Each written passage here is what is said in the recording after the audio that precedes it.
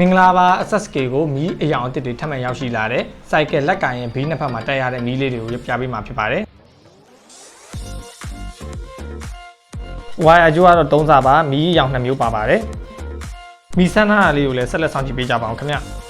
။ဒါလေးကမီးအနေနဲ့မီးအပြာလေးနာပါ။ဒါလေးကမီးအစိမ့်နဲ့မီးအဖြူလေးနာပါ။ဒါလေးကမီးအပြာနဲ့မီးအဖြူလင်းတာပါ YouTube channel လေးကိုလည်း like and subscribe လုပ်ပြီးတော့ကြပါအောင်ခင်ဗျ